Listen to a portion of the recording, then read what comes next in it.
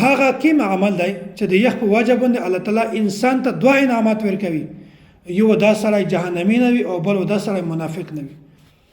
ترمذی شریف کې رسول الله صلی الله علیه وسلم دا فرمان دی، فرمایي چې کوم کس 40 ورځې په تکبیر اوله سره لمونځ وکړو، یعنی دای چې کله امام الله اکبر کو تکبیر تحریمه په دغه وخت کې مقتدی ورته ورسي، امام سره په لمونځ کې شریک شي، بیا دغه دمره زیات فضیلت ته چې کوم سره 40 ورځې پنځل مانځنه په تکبیر اوله سره وکړو، الله تعالی دغه انسان ته دوه انعامات ورکوي، دوه براءت ورته ورکوي.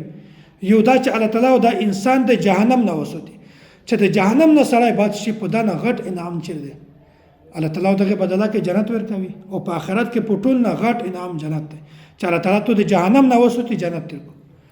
او دوم انعام څه دی؟ الله تعالی تو د نفاق نه بچ کوي، دا سړی منافق نه وي، دا په ټول نه غټ انعام دی. نو د تهجد د لمونځ داسې د تکبیر اوله د لمونځ ډېر زیات اهتمام کوي.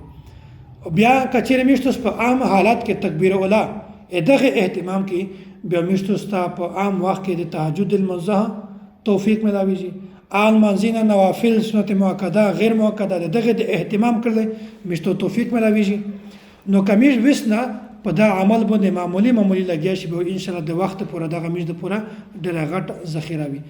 نو 40 ورځې تکبیر اوله سره دغه ډېر زیات اهتمام کوي چې کله 40 ورځې وکړي، بیا د توس عمل جوړ شي ان شاء الله، بیا همیشه توس د جامع لمونځ کوشش کوي.